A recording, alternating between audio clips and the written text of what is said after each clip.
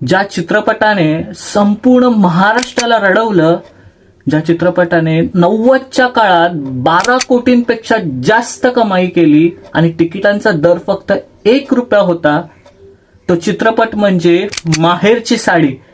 आणि ह्याच चित्रपटाबद्दल काही इंटरेस्टिंग आणि अननोन फॅक्ट्स आपण जाणून घेणार आहोत. तर व्हिडिओ संपूर्ण पहा, खूप माहितीपूर्ण व्हिडिओ होणार आहे. तर नमस्कार, मी साहिल निकम तुम्हा सर्वांचंच मनापासून स्वागत करतो. सर्वप्रथम तुम्हा सगळ्यांना दिवाळीच्या खूप खूप मनापासून शुभेच्छा.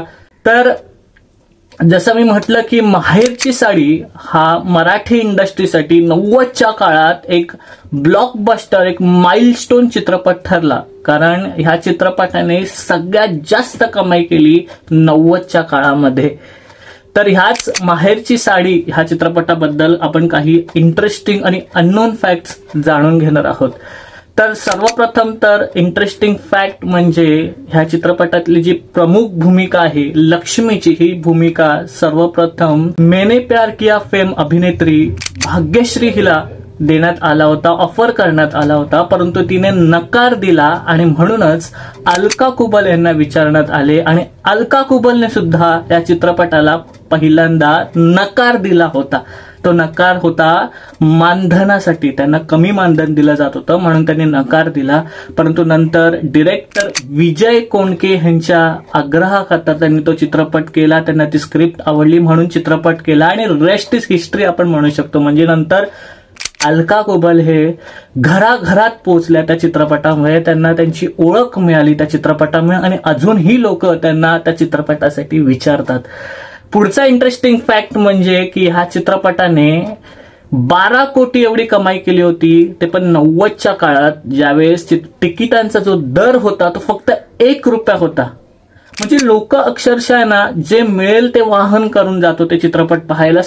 स्पेशली स्त्रिया, म्हणजे स्त्रिया तर जे जे वाहन मिळेल ते करून जायच्या थिएटरमध्ये आणि ढसाढसा रडायचा हा चित्रपट पाहून. आणि त्यामुळेच ह्या चित्रपटाला भरघोस प्रतिसाद मिळाला. सुरुवातीला हा चित्रपट कोल्हापूर, सांगली येथे खूप चालला, परंतु नंतर डायरेक्टर विजय कोणकेंनी एक संकल्पना, त्यांचे जे डिस्ट्रीब्युशन स्किल्स होत्या, कारण दादा कोणकेचे ह्यांचे चित्रपट सुद्धा त्यांनीच डिस्ट्रीब्यूट केले होते, त्यांनी मग लकी ड्रॉ काढल्या, स्त्रियांना साड्या दिल्या, लकी ड्रॉ तो रुमाला वाटली आणि त्यामुळे वर्ड ऑफ माउथ वाढला आणि त्यामुळे चित्रपट मुंबई आणि पुण्यामध्ये सुद्धा चालू लागला. पुढचा इंटरेस्टिंग फॅक्ट म्हणजे की मुंबईमध्ये सुद्धा हा चित्रपट, माहेरची साडी हा चित्रपट 108 आठवडे सेंट्रल आणि रॉक्सी चित्रपटगृहांमध्ये चालला. पुढचा रेकॉर्ड म्हणजे पुण्याच्या प्रभात टॉकीजमध्ये हा चित्रपट जवळपास 160 आठवडे दाखवला गेला. म्हणजे हा रेकॉर्ड आहे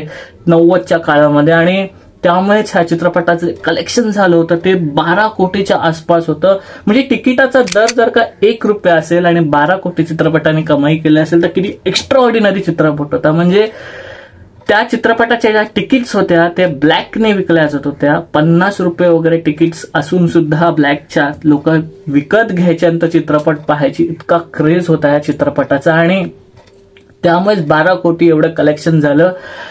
त्यावेळेसचे 12 कोटी म्हणाल तर आत्ताचे महागाई वगैरे ऍडजस्ट करून 300 ते 350 कोटी एवढी रक्कम होते. म्हणजे विचार करा हा चित्रपट केवढा एक्स्ट्राऑर्डिनरी होता, केवढा माइलस्टोन चित्रपट ठरला होता मराठी इंडस्ट्रीसाठी. बरं, त्या काळात तर अशोक सराफ आणि लक्ष्मीकांत बेर्डे यांचे कॉमेडी चित्रपट चालत असताना सुद्धा एक गंभीर विषयाच्या चित्रपटाने एवढा मोठा रेकॉर्ड होल्ड केला होता.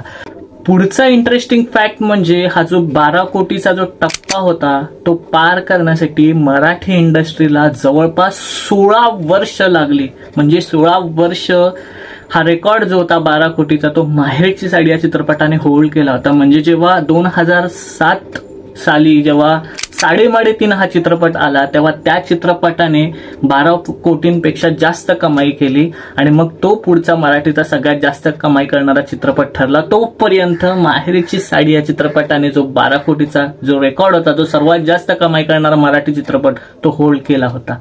त्यानंतरचा इंटरेस्टिंग फॅक्ट म्हणजे की जी गाणी होती ती गाणी खूप वाजली गेली. म्हणजे माहेरची साडी गाणं एवढं चाललं की प्रत्येक लग्न समारंभात जेव्हा पाठवणी व्हायची एखाद्या स्त्रीची, एखाद्या मुलीची, तेव्हा ते गाणं लागलं जायचं. इतकं व्हायरल ते गाणं झालं होतं आणि इतकं इमोशनल व्हायची लोक की स्त्रिया ढसाढसा थिएटरमध्ये रडायच्या.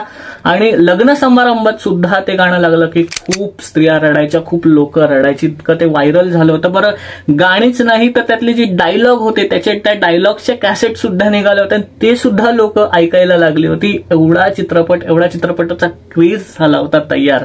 तर पुढचे काही इंटरेस्टिंग फॅक्ट सुद्धा आहेत. म्हणजे दादा कोंडकेंनी ह्या चित्रपटाबद्दल काय म्हणलं, कारण विजय कोंडके त्यांचे जे पुतणे होते त्यांचा चित्रपट होता. दादा कोंडकेंनी चित्रपटाबद्दल काय म्हणलं हे सुद्धा आपण पुढच्या व्हिडिओमध्ये जाणून घेणार, पुढच्या भागात जाणून घेणार. त्यासाठी पुढचा भाग सुद्धा मिस करून नका, खूप इंटरेस्टिंग असणार आहे तो भाग सुद्धा. तर आत्तापुरतीत आपण इथेच थांबणार आहोत. पुढच्या व्हिडिओमध्ये भेटू. तोपर्यंत आपलं युट्यूब चॅनल पिक्चर प्लॅटफॉर्म पाहत रहा. लास्ट बट नॉट लिस्ट, स्वतःची काळजी घ्या.